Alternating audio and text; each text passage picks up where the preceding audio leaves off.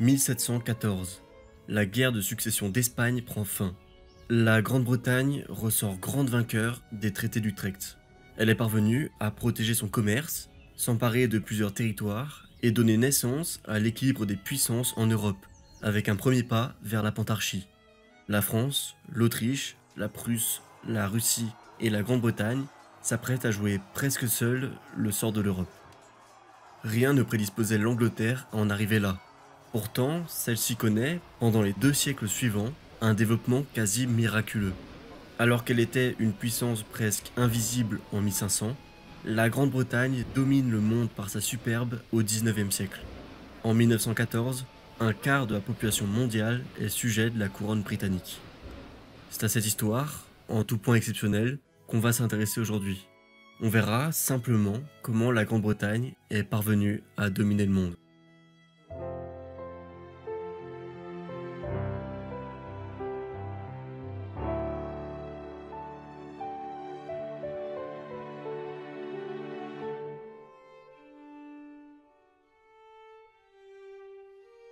La guerre de succession d'Espagne laisse l'Europe exsangue. On ne fait pas la paix parce qu'on a trouvé un grand vainqueur ou parce qu'on est satisfait de ses gains, on fait la paix parce qu'on n'a pas d'autre choix. Ça fait maintenant des décennies que les guerres de Louis XIV poussent les États à dépenser des sommes jamais vues dans des conflits complètement disproportionnés, ce qui a mené à une innovation majeure, l'invention de la dette publique. Si les armées grossissent et les dépenses militaires atteignent des plafonds, les États, eux, n'augmentent pas leurs ressources fiscales. Pire, elles baissent souvent pendant les conflits. On passe d'un modèle de financement basé essentiellement sur l'impôt à un modèle basé en très grande partie sur la dette. Alors, on n'a pas le choix. On emprunte et on emprunte encore, ce qui ne pose pas de problème au départ. En France comme en Grande-Bretagne, on profite du surplus de capitaux pour obtenir des emprunts facilement avec des taux assez faibles. Mais dès que le conflit devient plus incertain, la situation change et la dette commence, pour la première fois, a véritablement pesé lourdement sur les finances partout en Europe.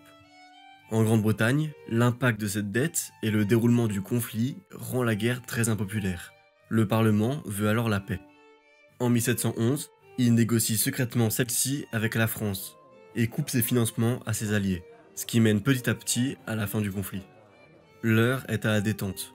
Tous les pays européens ont besoin de temps pour se relever. Et de toute façon, personne n'a besoin d'une nouvelle guerre. Tous ont obtenu des gains avec ce conflit, sauf les puissances en déclin que sont les Provinces-Unies et l'Espagne.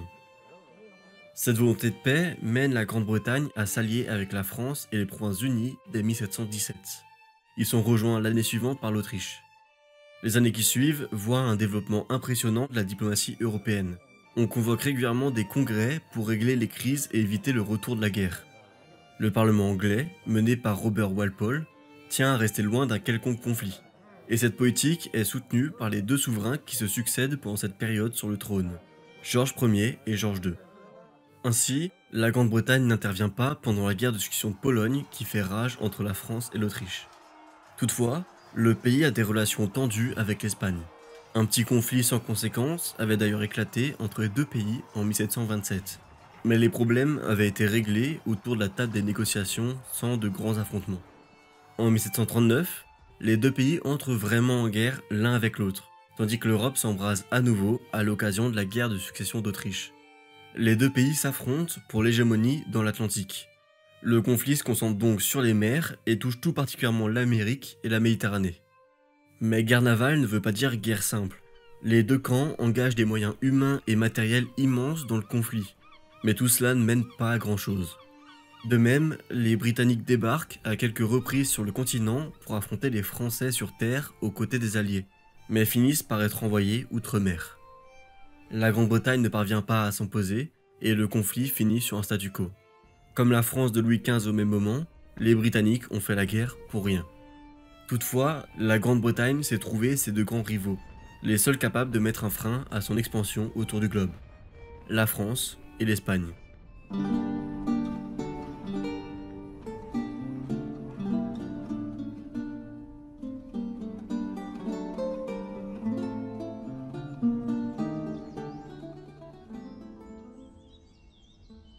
L'Empire britannique connaît une croissance spectaculaire pendant la première moitié du XVIIIe siècle. Les 13 colonies en Amérique du Nord passent de 210 000 habitants en 1690 à 1,2 million en 1750. 20% de cette population est composée d'esclaves africains. La part de ces colonies représente plus de 10% du commerce extérieur britannique. Mais elles ne sont pas les colonies les plus rentables. Cette place est jalousement gardée par les plantations de sucre des Antilles. C'est ce dernier qui est le produit d'importation le plus important à ce moment, et pendant encore plusieurs décennies. Mais les Britanniques ne sont pas les seuls à s'être lancés dans l'expérience coloniale. Partout, ils sont concurrencés par les Français. C'est le cas en Amérique du Nord, où la Nouvelle-France représente une véritable menace, si bien que les affrontements entre les colons y sont fréquents, même en temps de paix. Mais c'est aussi le cas en Inde, où la France a pendant un temps mené une politique très agressive et très efficace sous la gouvernance de Joseph-François Dupleix. De plus, les Français avancent leur pion en Louisiane, une colonie qui n'existe que pour déranger les intérêts anglais. Bref, la guerre fait rage dans les colonies et celle-ci s'annonce aussi sur le continent. Mais la France temporise. En 1755, le roi demande à ses ministres 2 ans de trêve en Amérique. C'est le temps qu'il estime nécessaire pour donner à sa marine les capacités de s'opposer à la Royal Navy. D'un autre côté, la Grande-Bretagne tremble à l'idée de s'élancer dans une guerre sans alliés. Elle sait qu'elle ne pourrait pas défendre le Hanovre contre la France et son allié naturel, la Prusse. Or, l'Autriche, avec qui la Grande-Bretagne a toujours coopéré, n'a aucun intérêt à combattre pour les colonies. Alors voyant qu'ils ne peuvent compter sur celle-ci, les Britanniques se tournent plutôt vers la Russie, ce qui mène à la signature d'un traité. Mais voilà, l'alliance franco-prussienne prend fin en 1756, et la France tarde à renouveler. Alors les Prussiens tournent la tête outre-Manche et traitent avec les Britanniques. Apprenant la nouvelle, les Français tendent l'oreille aux alléchantes propositions autrichiennes, qui espèrent tisser une alliance pour s'en prendre à la Prusse et récupérer les territoires perdus au cours des guerres précédentes, la Silésie. Et ainsi, en moins d'1 an, l'Europe assiste à un retournement des alliances plus qu'inattendu, et qui mène directement au déclenchement du conflit par la prise de Minorque aux Anglais par la France, puis par l'intrusion des troupes prussiennes en Saxe. Je raconterai pas ici le déroulé du conflit, mais celui-ci est long et éreintant, avec des phases de réussite et de défaite pour chaque belligérant. Retenons seulement que la Prusse parvient à résister sur le continent et que la Grande-Bretagne finit, avec peine, à s'emparer des positions françaises en Amérique et en Inde. Elle est aidée pour ça par sa nette supériorité maritime. La flotte française, la meilleure du monde au milieu du règne de Louis XIV, a connu un grave déclin par la suite. En 1740, elle ne compte plus que 38 bâtiments de guerre, alors que la Grande-Bretagne en possède plus de 80. Lorsque la guerre éclate, Louis XV a déjà investi dans la remise à niveau de sa flotte, mais il manque de temps. Celle-ci n'est toujours pas capable de faire jeu égal avec les Anglais. En 1755, elle ne compte encore que 57 bâtiments, et est en train d'en construire une dizaine d'autres.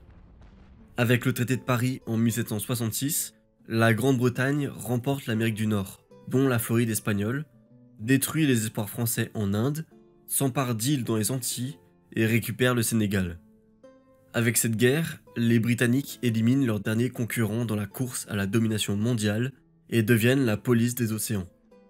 Mais la France, rancunière, attend la première occasion de venger cette humiliation. Elle annexe d'ailleurs la Corse en 1769 pour empêcher les Britanniques de mettre la main dessus. Et surtout, alors que l'Europe occidentale se complaît dans une longue phase de paix, qui est en grande partie permise par l'alliance franco-autrichienne, l'Amérique, elle, commence à s'agiter.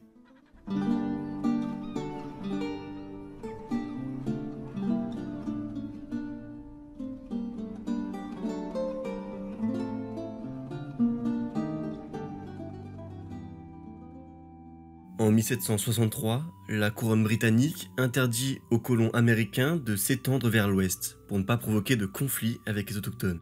La décision est très impopulaire. Pire encore, le roi produit le Stamp Act en 1765 qui oblige tous les documents, contrats, journaux et cartes à jouer américaines à être munis d'un timbre fiscal, ce qui devrait permettre de renflouer en partie les dépenses dues à la guerre. Après l'abrogation de celui-ci, à la suite des contestations de la part des colons, qui refusent d'être taxés sans être représentés au Parlement, ce dernier promulgue le Townshend Act, qui taxe plusieurs produits à l'importation. Ceux-ci sont également abrogés quelques années plus tard, mais pour freiner l'expansion des 13 colonies, on produit en 1774 l'Acte du Québec, qui restitue au Canada plusieurs territoires annexés. Bref, la Grande-Bretagne fait tout ce qu'il faut pour se mettre à dos ses propres colonies. qui d'ailleurs n'ont plus besoin d'elle, puisque la menace française a été chassée hors d'Amérique du Nord. Fatigués, les colons décident finalement de faire sécession. Ils produisent, en 1776, leur déclaration d'indépendance avant de prendre les armes contre leur métropole. Ceux-ci sont, un peu plus tard, rejoints dans leur combat par la France, désireuse de venger le traité de Paris. L'hégémonie de la Royal Navy est durement remise en question pendant le conflit, tandis que les Britanniques sont incapables de s'imposer sur terre. En 1783, ils reconnaissent dans un nouveau traité de Paris l'indépendance de leur plus importante colonie. Mais cette perte pose en réalité peu de problèmes à Londres.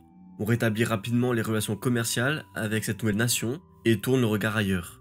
Le Canada, l'Australie et la Nouvelle-Zélande accueilleront désormais les colons britanniques. Mais surtout, l'Inde devient le centre de toutes les convoitises. L'East India Company manœuvre merveilleusement bien et parvient à s'emparer de toute une partie du continent. À un tel point que la métropole se voit obligée de produire un Regulating Act, qui lui donne un droit de regard sur les affaires du Bengale, de Bombay et de Madras. En 1784, l'India Act divise l'administration indienne en deux. La diplomatie, la guerre et les finances reviennent au gouvernement de Londres, tandis que les affaires commerciales reviennent à l'East India Company. Mais en globalité, la compagnie garde les mains libres et le Parlement s'inquiète peu de ses actions, notamment parce que les politiques et les conquêtes de celles-ci sont entretenues directement par les Indiens. Le gouvernement et les contribuables anglais n'y participent pas financièrement parlant. Cette colonie deviendra au siècle suivant la perle de l'Empire britannique. Mais loin d'ici, une révolution s'apprête à rebattre les cartes du jeu et remettre sérieusement en question les intérêts de la perfide Albion.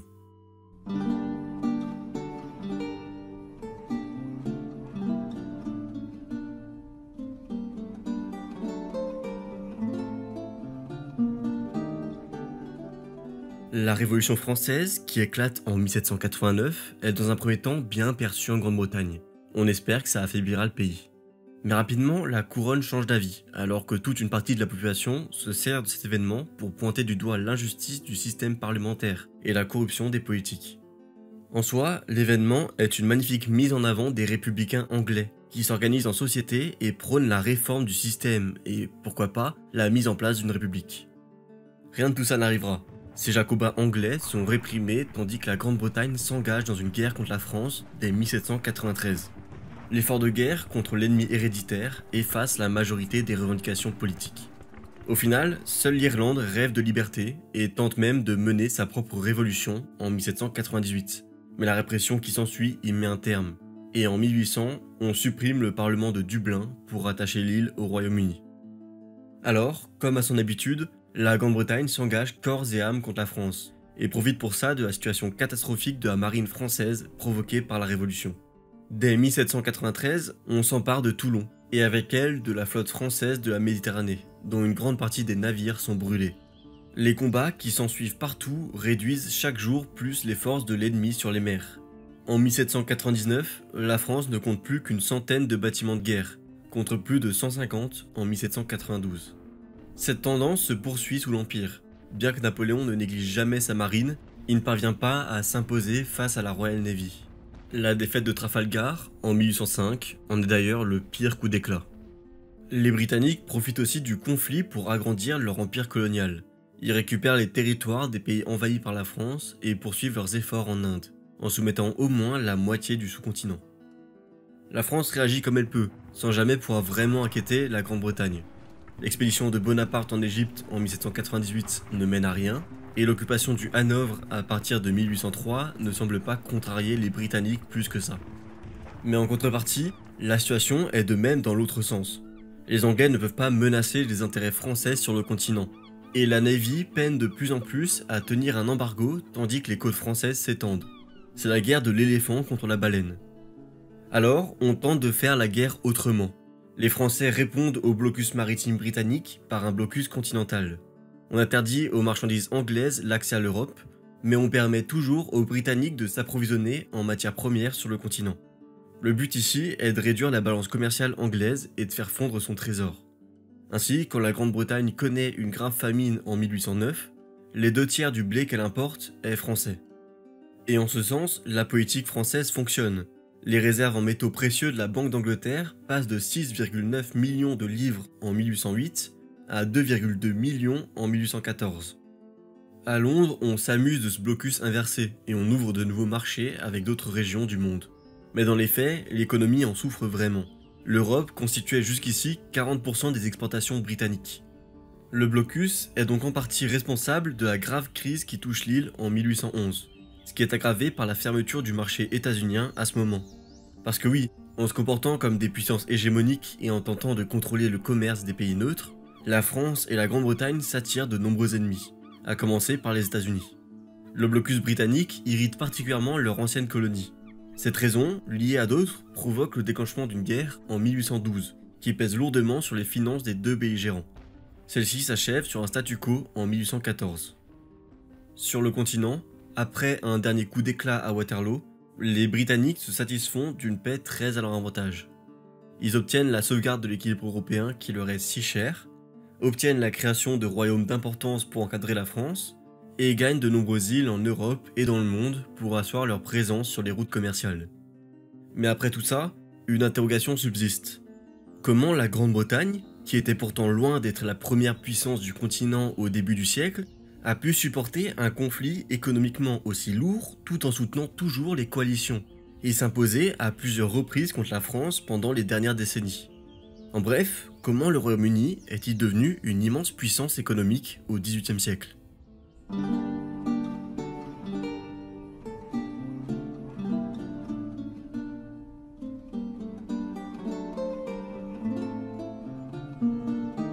Les raisons de la réussite économique britannique sont nombreuses, mais on peut les regrouper en 4 grandes parties. La démographie, le commerce, la finance et l'industrie. Démographie d'abord parce que la population anglaise explose. Entre 1550 et 1815, elle passe de 3 à 10 millions d'habitants. Ceci s'explique par une nette amélioration de l'espérance de vie, de 30 à 38 ans, grâce à la disparition des famines et des épidémies. Mais particularité anglaise, cette population se concentre dans les villes avec Londres en tête de proue qui passe de 400 à 900 000 habitants entre 1660 et 1801, soit 11% de la population du pays à ce moment. Le commerce ensuite. Celui-ci explose en un siècle en profitant de l'ouverture de nouveaux marchés permis par la colonisation et la politique britannique, et par la hausse de la demande en produits manufacturés. Entre 1700 et 1772, les exportations anglaises passent de 6 millions de livres à 15 millions et demi. La part de l'Europe dans celle-ci passe de 85 à 49%. La finance ensuite. Les compagnies commerciales qui fonctionnaient sur des monopoles disparaissent petit à petit et permettent la libéralisation du commerce, ce qui profite aux compagnies d'assurance. De même, le système bancaire se transforme et se calque sur le modèle des compagnies à actions. La première à le faire est la Banque d'Angleterre en 1694. Elle est ensuite imitée et une multitude de petites banques fleurissent partout. On en compte plus de 300 juste en Angleterre en 1800. L'essor de la finance anglaise profite évidemment au commerce et vice-versa. C'est un cercle vertueux. Enfin, le XVIIIe siècle signe aussi les débuts de la révolution industrielle en Grande-Bretagne. La production explose alors en profitant d'une part de l'afflux massif des capitaux, issus des succès commerciaux et financiers du pays, et d'autre part des révolutions techniques qui se déroulent en Angleterre. On commence alors à utiliser des machines à vapeur dans le secteur minier pour pomper l'eau en profondeur, et de même on utilise la vapeur pour actionner les machines et ainsi faciliter le travail des ouvriers tout en faisant baisser les coûts de production. Par son innovation, l'Angleterre prend un train d'avance de le textile et la métallurgie. Tout ça est aussi rendu possible par les immenses réserves en charbon que contiennent les sols britanniques. En 1800, on en produit plus de 10 millions de tonnes. Résultat, l'économie britannique explose en un siècle. Tout est alors réuni pour que la Grande-Bretagne devienne la première puissance mondiale dans le siècle suivant.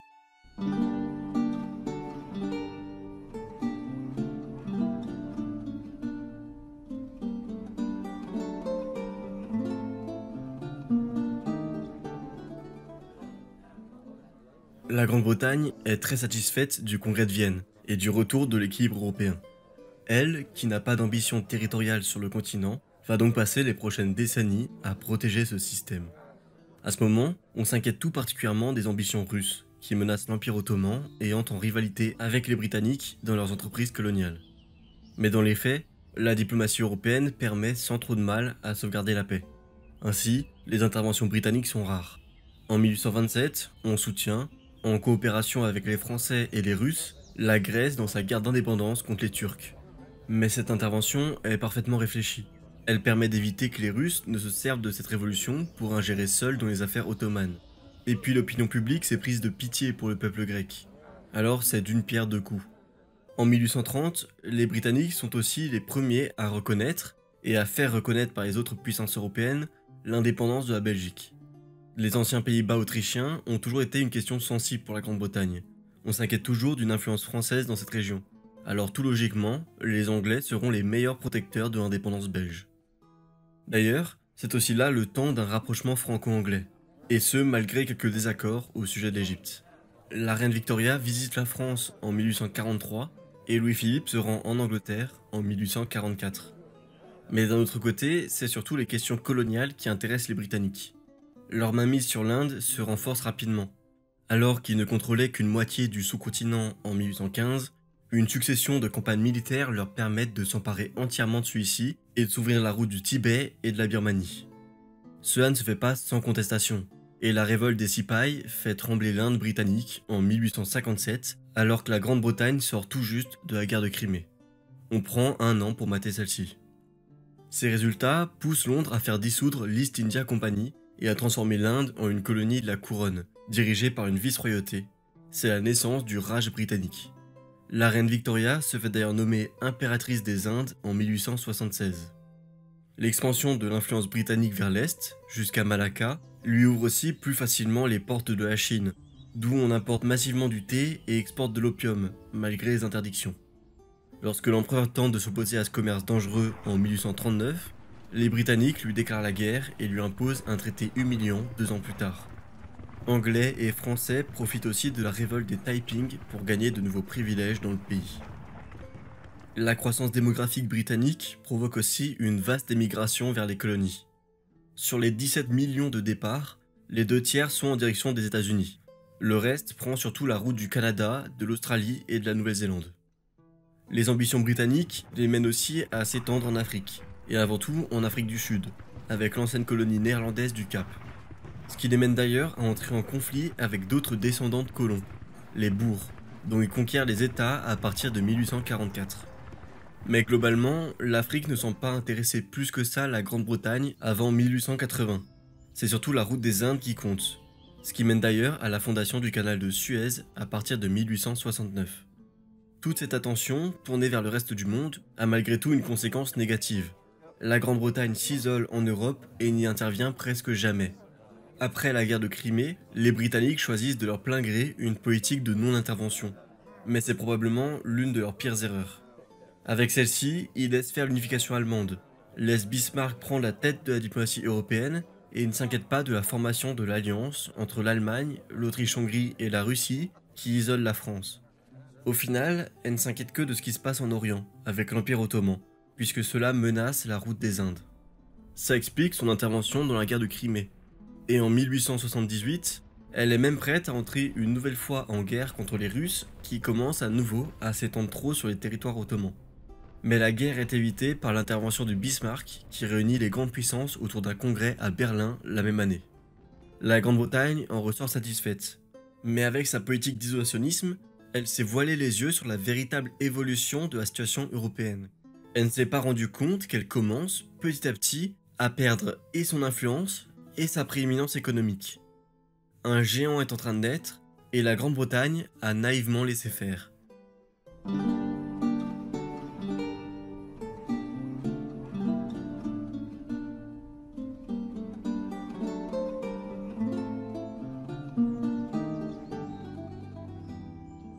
L'industrie britannique semblait indétrônable au XIXe siècle. Elle profitait de ressources presque inépuisables. La production de charbon, par exemple, passe de 11 à 225 millions de tonnes entre 1800 et 1900, ainsi que d'un marché presque infini, grâce à son immense empire colonial et à la demande européenne et américaine. Ainsi, en un siècle, le produit national brut britannique passe de 140 millions de livres à 1,9 milliard. Les chemins de fer parcourent le pays et la Grande-Bretagne devient le premier véritable pays industrialisé d'Europe. Et pourtant, en 1913, le pays n'assure plus que 14% de la production industrielle mondiale. Il ne se retrouve qu'au 3e rang. Devancés par qui? D'abord par les États-Unis qui, sans qu'on s'y attende trop en Europe, se sont emparés de la première place et de loin. Ils monopolisent seuls 36% de la production industrielle mondiale. Et en Europe, c'est l'Allemagne qui se démarque. Elle a entre ses mains 16% de la production mondiale, devançant donc la Grande-Bretagne. Et ça s'explique simplement. Si celle-ci a été la première nation à s'industrialiser, elle a aussi été la première à avoir des techniques et du matériel vieillissant, alors que les Allemands ont directement pu s'industrialiser avec les dernières technologies. D'un autre côté, ça a parfois aussi des avantages. La production d'acier britannique, par exemple, choisit volontairement de ne pas suivre les dernières innovations parce que cela lui permet de produire un acier de meilleure qualité qui est bien mieux adapté à la construction navale, nécessaire à la Royal Navy et aux chantiers de l'île, alors que les Allemands produisent plus, pour moins cher, mais de l'acier de moins bonne qualité. Le pays conserve aussi la première place dans le commerce mondial en assurant 30% des échanges en 1913. D'un autre côté, la politique coloniale anglaise est aussi un vaste succès. L'Empire met la main sur une bonne partie de l'Afrique, qui était la dernière partie du monde laissée de côté par les Européens. Ainsi, le continent devient britannique, du Caire jusqu'au Cap, parfois non sans conflit avec la France. D'ailleurs, cette colonisation n'est pas liée à l'esclavage. Les Anglais ont été les premiers à interdire la traite en 1807, puis l'esclavage dans l'ensemble de ces colonies à partir de 1833. Elle a aussi milité pour que les autres États européens fassent de même. L'avantage de ces colonies, c'est surtout l'ouverture d'immenses marchés propres à amasser les capitaux et les marchandises britanniques. Et puis ces nouvelles colonies ne manquent pas de ressources. Mais tout ça n'efface pas la menace grandissante que représente l'Allemagne. Personne n'est dupe des deux côtés du continent. Les Allemands surpassent les Anglais dans plusieurs secteurs industriels et s'en prennent aux parts britanniques dans les marchés sud-américains. Tant que la Royal Navy règne, on ne s'inquiète pas. Mais pour combien de temps? En 1898, le Kaiser lance un vaste programme de construction navale qui sera encore revu à la hausse par la suite. Alors la presse s'emballe et l'opinion publique devient manifestement anti-allemande. Le début du XXe siècle signe le revirement de la diplomatie anglaise. On se rapproche de la France et de la Russie malgré les rivalités coloniales. Cette entente cordiale n'a rien de naturel pour les Britanniques, et à plusieurs reprises on flirte avec l'Allemagne.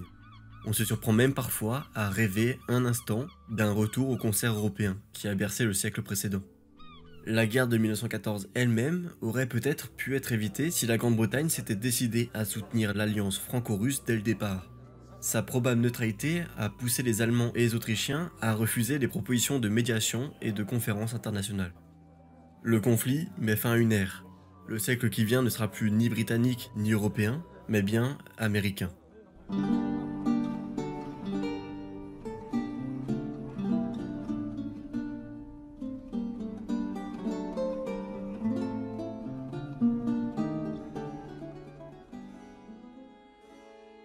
L'histoire de la Grande-Bretagne est miraculeuse. Elle est passée d'une puissance secondaire européenne à la première puissance mondiale en quelques siècles. Au XVIIIe, elle s'est présentée comme une puissance intouchable. Elle a étendu son immense empire colonial et sa domination maritime sans jamais que cette terre ne soit menacée. Seule la perte des 13 colonies a laissé une ombre au tableau. Mais celle-ci s'est finalement révélée peu importante pour la métropole, tandis que le commerce entre les deux entités a repris rapidement.